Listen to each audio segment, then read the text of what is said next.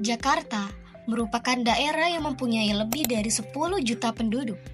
Di antara lautan pendatang dari Pulau Jawa, Sunda, Sumatera, dan daerah-daerah lain, namun ada satu kelompok yang justru semakin terdesak di kota yang mereka bangun sendiri, yaitu masyarakat Betawi.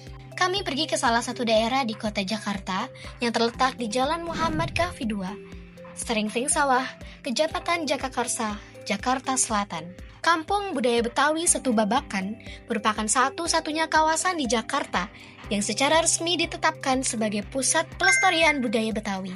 Dan yang kami temukan bukan hanya sekedar pertunjukan seni ataupun pameran budaya.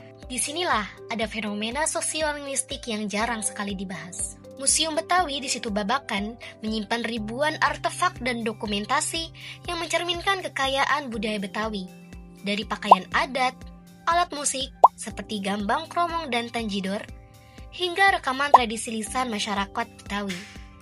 Yang menarik bagi kajian sosiolinguistik kami adalah koleksi dokumentasi bahasa, mulai dari kosakata khas Betawi, ungkapan-ungkapan tradisional, hingga pantun dan syair yang mencerminkan cara masyarakat Betawi mengekspresikan diri melalui bahasa. Indonesia punya lebih dari 700 bahasa daerah. UNESCO mencatat puluhan di antaranya sudah punah atau bahkan kritis. Artinya, penuturnya hanyalah tinggal hitungan jari. Rata-rata sudah memasuki usia yang tua dan tidak ada lagi pewaris ke generasi berikutnya. Masyarakat Betawi bukan hanyalah kelompok homogen.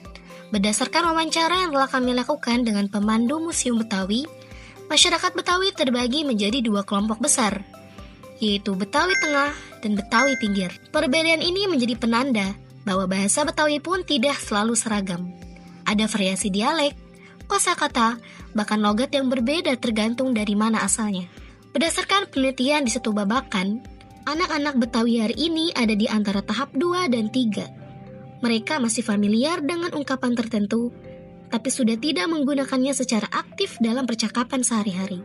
Bedanya dengan bahasa yang sudah punah, bahasa Betawi masih punya komunitas, masih punya kawasan budaya, masih punya generasi tua yang aktif. Secara fungsi sosiolinguistik, Setu Babakan merupakan sebuah ruang pemertahanan bahasa, tempat di mana bahasa Betawi masih punya kesempatan untuk digunakan, didengar, dan diwariskan. Bahasa Betawi paling sering digunakan di dua situasi, yaitu saat berinteraksi dengan keluarga dan sesama warga Betawi, dan saat kegiatan budaya berlangsung seperti lenong, palang pintu, festival, dan pertunjukan kesenian tradisional. Namun ketika berbicara dengan wisatawan atau masyarakat non-Betawi, mereka langsung beralih ke bahasa Indonesia yang formal. Hal ini dalam ilmu linguistik disebut dengan bilingualisme situasional. Kemampuan seseorang untuk berpindah bahasa tergantung siapa lawan bicaranya dan di mana interaksi itu terjadi. Artinya, masyarakat Betawi di Setu Babakan tidak kehilangan kemampuannya dalam berbahasa Betawi. Mereka hanya menggunakannya di ranah-ranah tertentu. Untuk memahami fenomena ini, kita perlu masuk ke konsep yang diperkenalkan oleh Joshua Fishman pada tahun 1972, yaitu konsep ranah dan dominan. Fishman menjelaskan bahwa pemilihan bahasa seseorang sangat ditentukan oleh 3 faktor, yaitu siapa lawan bicaranya, di mana percakapan itu terjadi, dan apa topiknya. Dalam kasus masyarakat Betawi di Setu Babakan, pemetaannya sangatlah terlihat jelas. Kami fokus mengamati interaksi di sekitar kawasan Setu Babakan. Salah satu narasumbernya yakni ada Ibu Manih dan Ibu Rani yang merupakan seorang pedagang ketoprak yang sudah lama berjualan di sana. Ketika Ibu Rani bicara dengan sesama pedagang, logat dan kosakata Betawi muncul secara natural. Akan tetapi, ketika ada pembeli dari luar seperti wisatawan atau pengunjung dari daerah lain, ia langsung beralih ke bahasa Indonesia. Dalam kajian sosiolinguistik, fenomena ini disebut dengan alih kode atau kode switching, yaitu kemampuan penutur untuk berganti bahasa sesuai situasi dan lawan bicara. Hasil dari wawancara ini teridentifikasi setidaknya ada 4 faktor utama yang menentukan apakah bahasa Betawi akan bertahan atau tidak. Faktor pertama, yaitu keluarga. Faktor ini merupakan faktor yang paling krusial. Bahasa pertama yang diperoleh seseorang bukan dari sekolah, bukan dari televisi, bukan dari media sosial, melainkan dari orang tua, keluarga, dan lingkungan rumah mereka. Dari hasil wawancara, Ditemukan pola yang sangat jelas. Keluarga yang masih aktif menggunakan bahasa Betawi di rumah menghasilkan anggota keluarga yang lebih fasih dan lebih sering menggunakan bahasa Betawi tersebut. Sebaliknya, keluarga yang sudah beralih ke bahasa Indonesia dalam komunikasi sehari-hari, anak-anaknya hampir tidak menggunakan bahasa Betawi secara aktif sama sekali. Faktor kedua, komunitas budaya. Setubabakan membuktikan bahwa ruang budaya menciptakan ruang bahasa. Ketika ada pertunjukan seni budaya seperti tadi lenong, palang pintu, festival, orang-orang yang berkumpul, berinteraksi, dan secara otomatis menggunakan bahasa Betawi sebagai medium komunikasi. Faktor yang ketiga, tekanan multikultural. Jakarta merupakan kota yang paling heterogen secara linguistik di Indonesia. Dan heterogenitas ini menciptakan tekanan konstan untuk menggunakan bahasa yang paling banyak difahami di Indonesia. Perubahan demografis akibat urbanisasi merupakan salah satu penyebab utama pergeseran bahasa ini.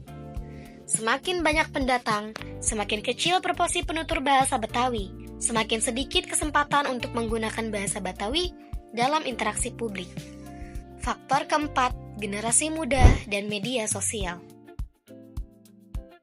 Faktor ini merupakan faktor yang belum ada dalam kajian sosiolinguistik klasik, tapi kini menjadi semakin relevan. Generasi muda Betawi tumbuh dengan konten digital seperti TikTok, YouTube, Instagram, Twitter, dan berbagai aplikasi lain yang hampir semuanya menggunakan bahasa Indonesia, bahasa Inggris, dan bahasa gaul campuran.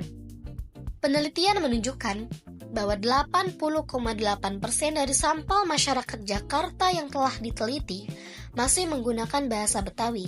Dari 26 responden, 21 orang masih aktif menggunakannya. Angka ini mungkin terdengar positif, tapi ada satu hal yang perlu diperhatikan. Penelitian ini dilakukan di Setubabakan yang merupakan pusat pelestarian budaya Betawi, bukan daerah Jakarta secara keseluruhan. Kata kuncinya adalah masih menggunakan, bukan menggunakan sebagai bahasa utama sehari-hari. Ada perbedaan besar antara seseorang yang menggunakan bahasa Betawi sesekali dengan seseorang yang menjadikannya bahasa dominan.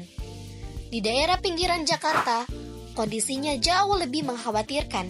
Di sana, bahasa Betawi sudah tergantikan oleh campuran bahasa Indonesia dan dialek daerah asal para pendatang. Bahasa bukan hanya sekedar alat komunikasi. Bahasa merupakan cara sebuah komunitas memandang dunia, menamai pengalaman mereka, dan mewariskan nilai-nilai kepada generasi berikutnya. Ketika sebuah bahasa hilang, yang hilang bukan hanya sekedar kata-kata, melainkan tentang kehidupan yang tidak bisa diterjemahkan ke bahasa lain manapun. Yang terjadi di Setubabakan merupakan cerminan dari apa yang terjadi pada ratusan bahasa daerah di seluruh Indonesia. Modernisasi dan globalisasi bukan musuh budaya lokal, tetapi tanpa upaya aktif untuk mempertahankan bahasa, kita beresiko kehilangan bagian penting dari siapa kita. Sosial lingkungan.